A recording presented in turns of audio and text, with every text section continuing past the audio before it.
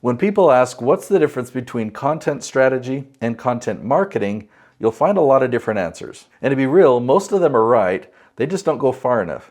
If you've ever searched this question online, you've probably seen experts say things like, content strategy is the plan, content marketing is the execution. Others are going to tell you that content strategy governs all content across an organization, while content marketing is simply one application of that strategy focused on attracting customers. Then you might have another group that will describe content strategy as the why and the content marketing as the how. And still others define content strategy as deciding what content to create, and content marketing is the promotion and the distribution of that content. So I can agree with parts of all of those, but I think they're missing the most important question.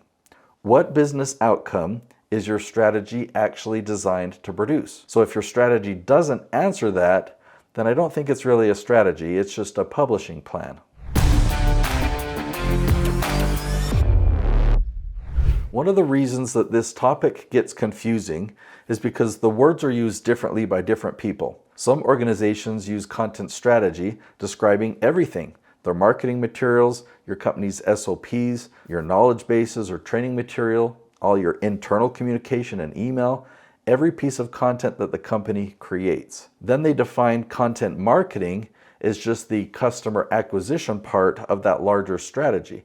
And I guess that's reasonable. Other experts simplify it even further. They'll say that content strategy is deciding what content to create, and content marketing is distributing that content through your blogs, YouTube, email, social media, podcasts, all right, anywhere that your audience spends time. So again, I don't disagree with that, but let me talk about where my philosophy starts to diverge. I think we've become so focused on the process that we've forgotten the outcome. To me, the most important question is not what content we should publish, which sounds pretty good, but instead it's what content do our dream clients actually need us to create?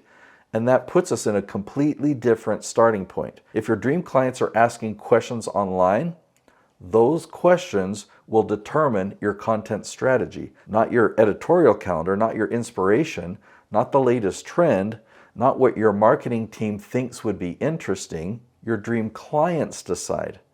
Their searches become your roadmap. So that's why I define content strategy differently. To me, content strategy is creating a predictable business outcome through content. Notice what isn't in my definition. I didn't mention YouTube or blogs or social media or podcasts. Those are just vehicles. The strategy comes first. The platform comes second. Content marketing then becomes the execution of that strategy in the places where your audience can find it. So it's the process of creating and distributing the content that you've already determined needs to exist and getting it in front of the right people. So strategy decides what should exist, and marketing executes it in the right place. So let me show you why I think this understanding matters. Imagine two businesses. The first has an incredible content calendar. They're posting every week. They're active on every social media platform. They've got blogs, they've got videos, they've got newsletters, and everything looks organized. But none of it was built around a predictable outcome. They're just creating content.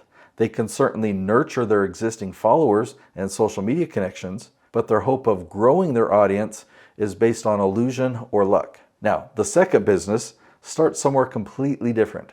They ask what questions our dream clients are already asking online. They identify a category that they want to own. They map out every important question within that category. Then they systematically answer those questions. They're still creating content, they're still marketing, but now every piece of content they create has purpose.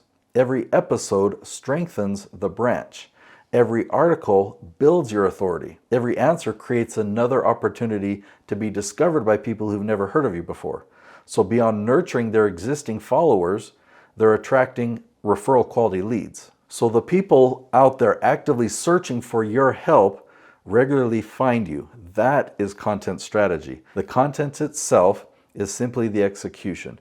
Now, here's something that I find interesting. Almost every content marketing expert talks about buyer journeys, editorial calendars, distribution channels, and they talk about messaging.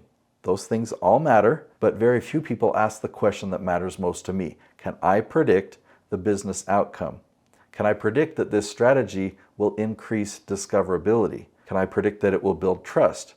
Can I predict that it will generate qualified leads? Can I predict that it will position the expert as the go-to authority in their category? If the answer is no, then I don't think we've finished building the strategy yet. So that's why I teach category ownership. That's why I teach evergreen content. That's why I teach search instead of chasing virality. These aren't isolated tactics. They're pieces of one strategy designed to produce a predictable outcome. So when someone asks me, what's the difference between content strategy and content marketing? I say content strategy is deciding what content your dream clients need you to create so your business achieves lead generation. Content marketing is the execution of that strategy. One determines the destination and the other helps you get there.